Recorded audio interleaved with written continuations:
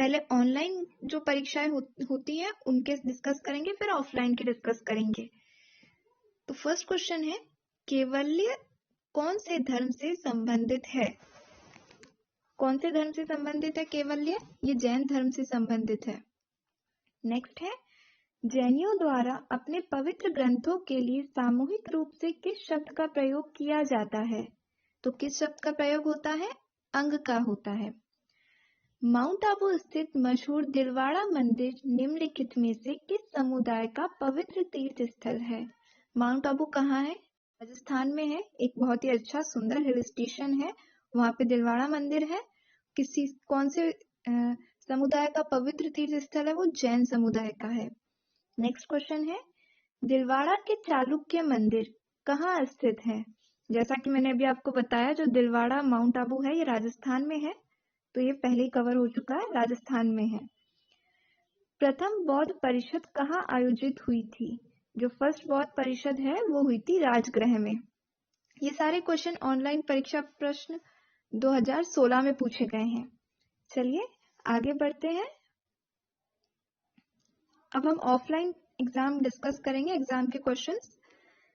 गौतम बुद्ध का जन्म स्थान किसके द्वारा अंकित किया गया है? किया जाता है, किया गया है? तो इसका ऑप्शन ए करेक्ट है। अशोक मौर्य का रुमिनदेही स्तंभ है, वहां पे अंकित है। इसकी व्याख्या देख लेते हैं, कई बार इससे रिलेटेड भी क्वेश्चन आ जाता है।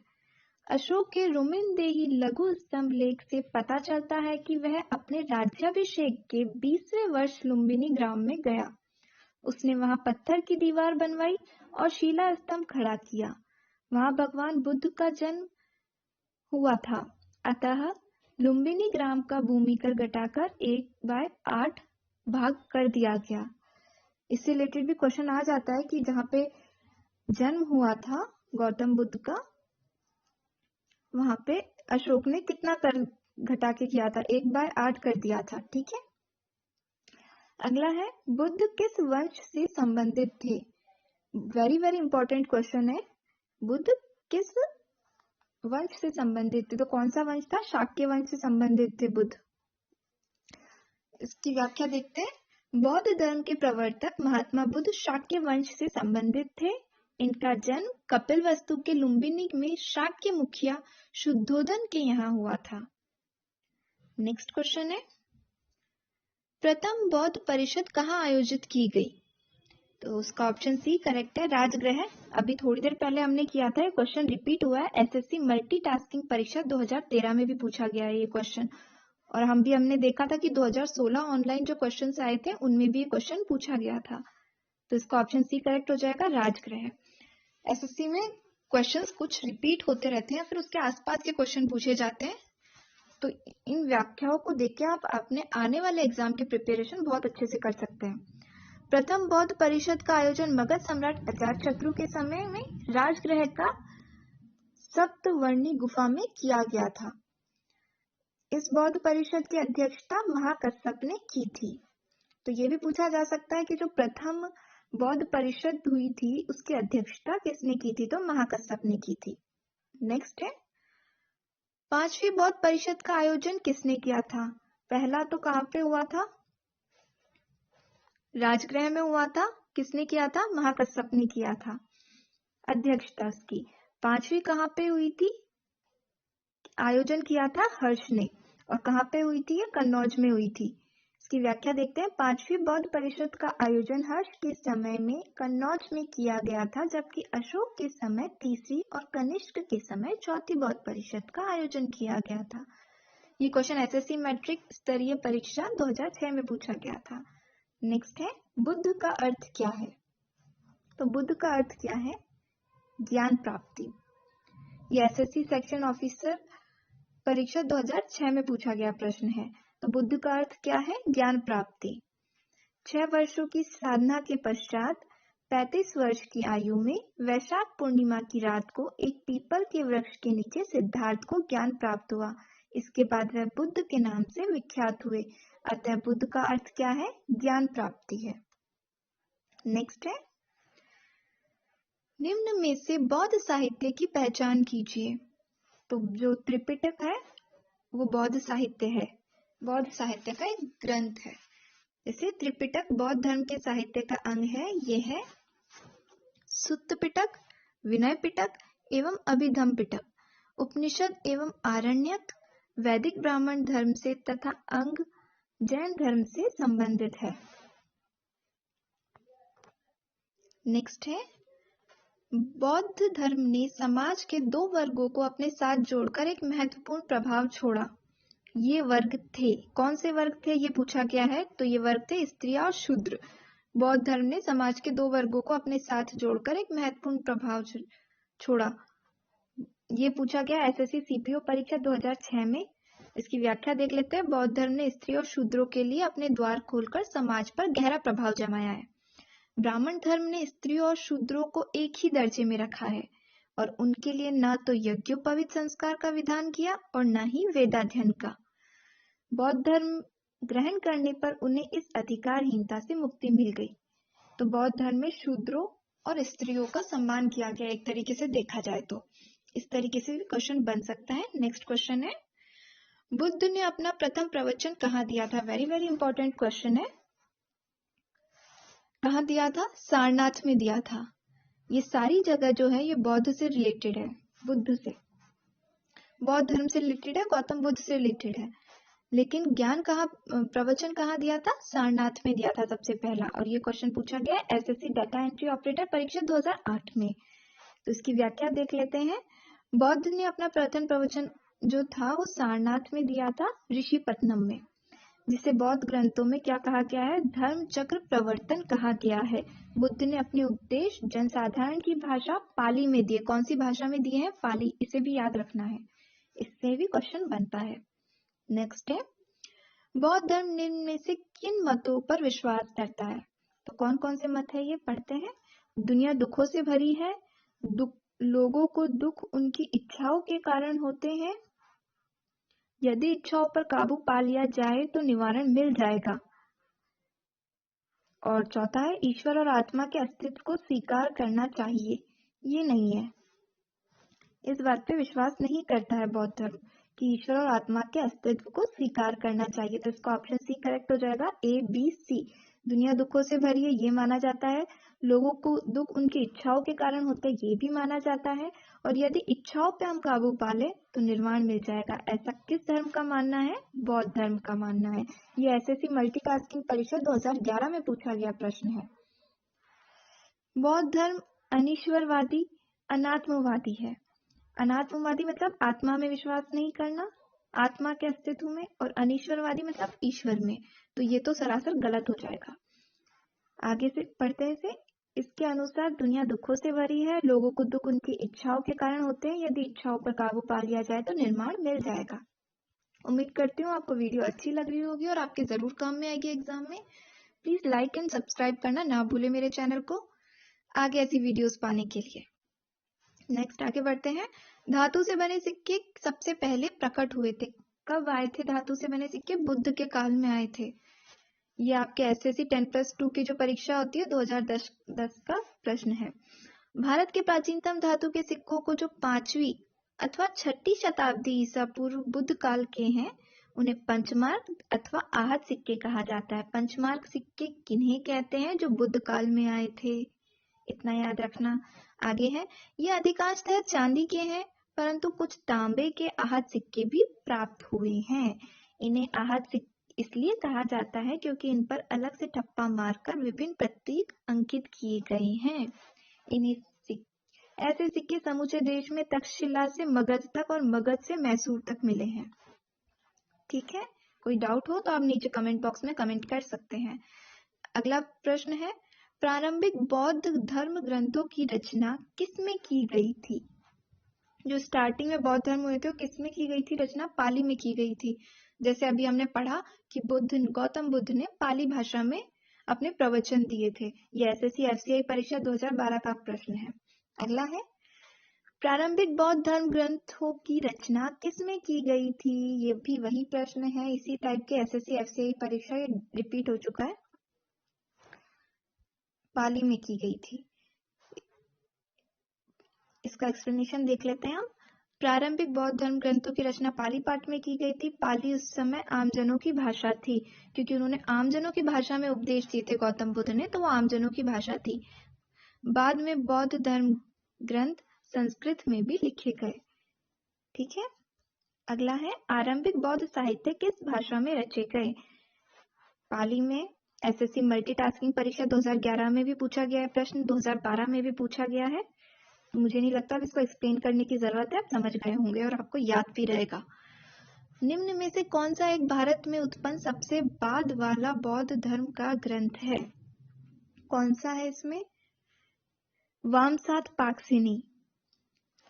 ये एसएससी सीपीओ परीक्षा 2011 में पूछा गया है। ये बौद्ध और जैन धर्म से संबंधित प्रश्न कर रहे हैं हम, इसलिए इस टाइप के क्वेश्चन आए हैं इनमें। इसका ऑप्शन डी करेक्ट है, वामसात पाक्सिनी।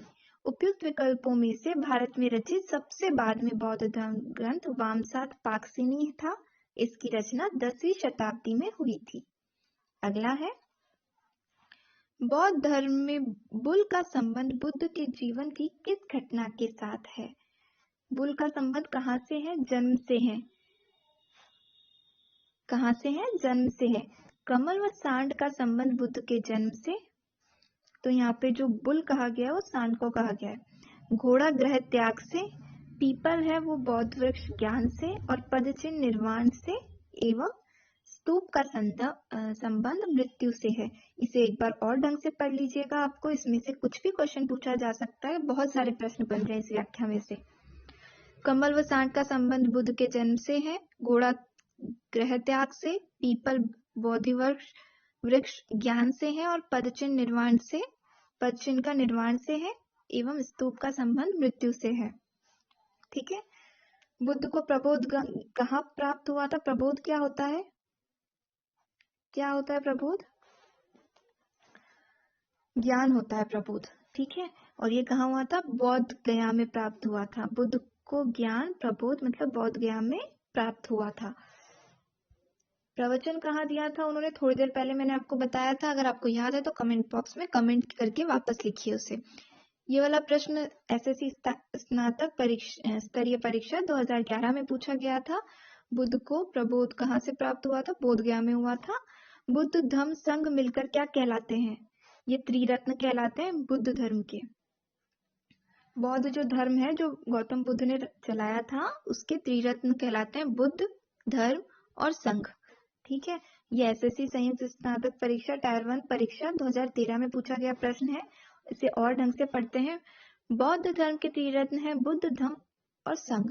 बौद्ध धर्म में संघ का महत्वपूर्ण स्थान है। ये त्रिरत्न का एक अनिवार्य अंग है। सारनाथ में अपना प्रथम उपदेश देने के बाद बुद्ध ने 5 ब्राह्मण शिष्यों के साथ संघ की स्थापना की। यही त्रिरत्न बौद्ध शिष्यों का प्रमुख श्लोक हो गया। जैसे कौन सा प्रमुख श्लोक? बुद्ध शरणम गच्छामि, धम्म शरणम गच्छामि, संघम शरणम गच्छामि। तो ये जो 3 इसमें बताए गए हैं ये तीनों क्या है? त्रिरत्न कहलाते हैं। क्वेश्चन इस तरीके से पूछा जा सकता है, 4 ऑप्शन देते हैं और आपसे पूछा जाए कि इनमें से कौन सा नहीं है त्रिरत्न। नेक्स्ट क्वेश्चन है, इच्छा सब कष्टों का कारण है, इसका प्रचार करने वाला धर्म कौन सा है? बौद्ध धर्म है। अभी थोड़ी देर पहले हमने पढ़ा था इनके मत क्या है बौद्ध धर्म के, तो इसमें कोई डाउट नहीं है।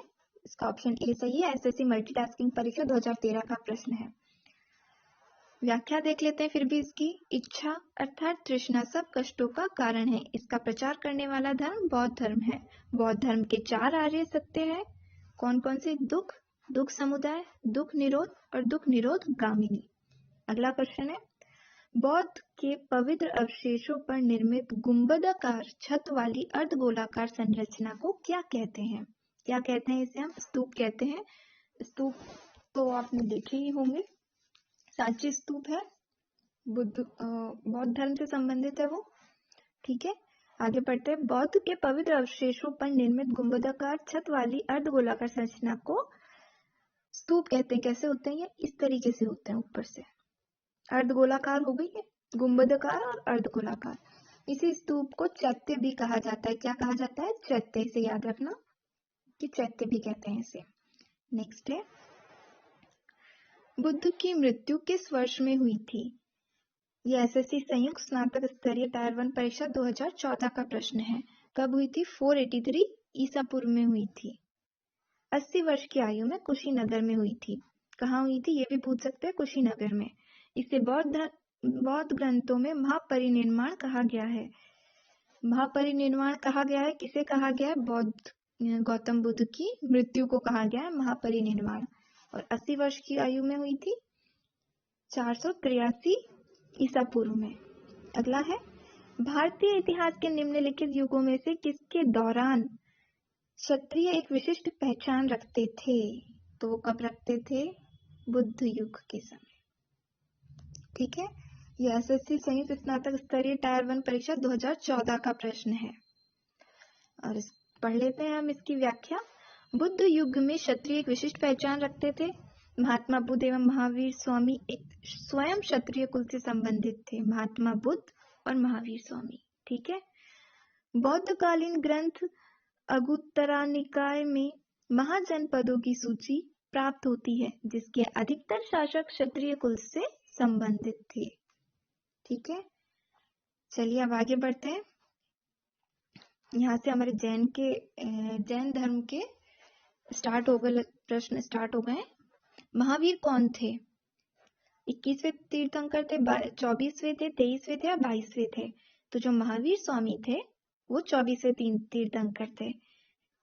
ये एसएससी में पूछा गया टायर 1 परीक्षा 2012 का पूछा हुआ प्रश्न है। महावीर जैनियों के 24वें तीर्थंकर एवं जैन धर्म के वास्तविक संस्थापक माने जाते हैं। इसके 23वें तीर्थंकर कौन थे? पार्श्वनाथ थे। अगला है, भारत में जैन धर्म का संस्थापक कौन है?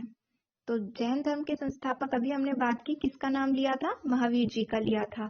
यह एसएससी संयुक्त हायर सेकेंडरी 10+2 स्तरीय परीक्षा 2014 का प्रश्न है। इसकी व्याख्या देख लेते हैं। भारत में जैन धर्म के प्रथम तीर्थंकर ऋषभदेव या आदिनाथ को माना जाता है। प्रथम तीर्थंकर माना जाता है इन्हें, संस्थापक नहीं, यहाँ पे तीर्थंकर का नाम लिया गया है। और इनका प्रथम उल्लेख ऋग्वेद में 22वें तीर्थंकर अरिष्टनेमि के साथ मिलता है। अरिष्टनेमि 22वें तीर्थंकर है, 23वें पार्श्वनाथ है। और 23वें तीर्थंकर पार्श्वनाथ तक जैन धर्म के अनुयायियों को निर्ग्रंथ कहा जाता था, लेकिन महावीर स्वामी द्वारा जैन शिक्षाओं में विस्तार के साथ इसका नाम जैन धर्म कर दिया गया। तो जैन धर्म के संस्थापक कौन हुए? महावीर जी हुए। ये 24वें तीर्थंकर थे जैन धर्म के। आगे बढ़ते हैं। वर्धमान महावीर ने परिनिर्वाण कहाँ प्राप्त किया? कहाँ प्राप्त किया? पावा में प्राप्त किया। कहाँ प्राप्त किया? पावापुरी, जिसे हम कहते हैं, पावा में प्राप्त किया। ये एसएससी संयुक्त हायर सेकेंडरी 10+2 स्तरीय परीक्षा 2015 का प्रश्न है। इसका ऑप्शन ए सही है। और इसकी व्याख्या देखते हैं हम। वर्धमान महावीर ने मल्ल महाजनपद की राजधानी पावा या पावापुरी में परिनिर्वाण प्राप्त किया था। पावापुरी बिहार राज्य के नालंदा जिले में स्थित है। कहाँ स्थित है? नालंदा। ये भी पूछ लेते हैं कि वर्तमान में कहाँ है, तो वर्तमान में बिहार में है। जैन धर्म के 24वें तीर्थंकर महावीर स्वामी थे, 23वें जैन तीर्थंकर पार्श्वनाथ और प्रथम जैन तीर्थंकर आदिनाथ या उन्हें ऋषभदेव भी कहते हैं, वो थे। ठीक है, आगे समझ में। आगे बढ़ते हैं। जैन साहित्य को क्या कहते हैं? क्या कहते हैं जैन साहित्य को? अंग कहते हैं। हमने थोड़ी देर पहले भी पढ़ा था, एसएससी मल्टीटास्किंग परीक्षा 2013 का क्वेश्चन है ये। त्रिपिटक किसके हैं? थोड़ी देर पहले हमने पढ़ा था, बौद्ध धर्म से रिलेटेड है, और अंग जो है वो जैन से रिलेटेड है। चलिए आगे बढ़ते हैं। जैन साहित्य को आगम कहा जाता है। आगम का अर्थ क्या होता है? सिद्धांत। इसके अंतर्गत 12 अंग, 12 उपांग, 10 प्रकीर्ण, 6 छेद सूत्र, 4 मूल सूत्र एवं अनुयूह सूत्र आते हैं। बौद्ध साहित्य को त्रिपिटक कहा जाता है। यह भी हमने पढ़ा था, बौद्ध साहित्य को त्रिपिटक कहा जाता है। बार बार रिवाइज करने से माइंड में सेट हो जाती है चीजें। अगला है, प्राचीन भारत का प्रसिद्ध वह शासक कौन था जिसने अपने जीवन के अंतिम दिनों में जैन धर्म अपना लिया था? तो कौन थे? ऑप्शन सी करेक्ट है इसका, चंद्रगुप्त है। चंद्रगुप्त जी, महान सम्राट चंद्रगुप्त के बारे में तो आपने सबने सुना होगा। तो उन्होंने अपने अंतिम दिनों में जैन धर्म अपना लिया था। ये एसएससी संयुक्त हायर सेकेंडरी 10+2 स्तरीय परीक्षा 2011 का प्रश्न है। चंद्रगुप्त मौर्य ने अपने जीवन के अंतिम दिनों में जैन धर्म अपना लिया था। उसने जैन साधु भद्रबाहु से जैन धर्म की दीक्षा लेकर श्रवणबेलगोला, जो अभी कर्नाटक में स्थित है, उसकी चंद्रगिरी पहाड़ी पर 298 ईसा पूर्व में उपवास द्वारा अपना शरीर त्यागा था। जनरली सबको बौद्ध धर्म से ज्यादा रहता है, क्योंकि जो मौर्य वंश है वो बौद्ध धर्म के प्रति भी आसक्त रहा है, तो इसमें कंफ्यूज नहीं हो रहा है। जो चंद्रगुप्त मौर्य थे उन्होंने जैन धर्म अपनाया था। ठीक है, अगला है, दक्षिण भारत में प्रसिद्ध जैन केंद्र स्थित है। रामेश्वरम, कांची, मदुरई, श्रवणबेलगोला। अभी हमने पढ़ा जैन तीर्थ कौन सा है, श्रवणबेलगोला है। यहाँ पे जैसे हमने पढ़ा कि भद्रबाहु से जैन धर्म की दीक्षा ली थी, किसने, चंद्रगुप्त मौर्य ने। तो यहाँ से हम समझ सकते हैं कि श्रवणबेलगोला जो है वो जैनियों का तीर्थ है। एसएससी संयुक्त स्नातक स्तरीय टायर 1 परीक्षा 2014 में पूछा गया प्रश्न है। इसका एक्सप्लेनेशन और देख लेते हैं। दक्षिण भारत में प्रसिद्ध जैन केंद्र कर्नाटक में मैसूर स्थित श्रवणबेलगोला है। यहाँ गोमतेश्वर की मूर्ति चामुंडा राय ने बनवाई थी। किसने बनवाई थी, चामुंडा राय ने बनाई थी। अभी हाल ही में बहुत प्रचलित भी रहा है गोमतेश्वर। तो फ्रेंड्स, इतने ही क्वेश्चन पूछे गए हैं अभी तक एसएससी में इस टॉपिक से रिलेटेड। अगर और कोई डाउट हो तो प्लीज कमेंट कीजिए और लाइक एंड सब्सक्राइब करना ना भूले मेरे चैनल को। धन्यवाद।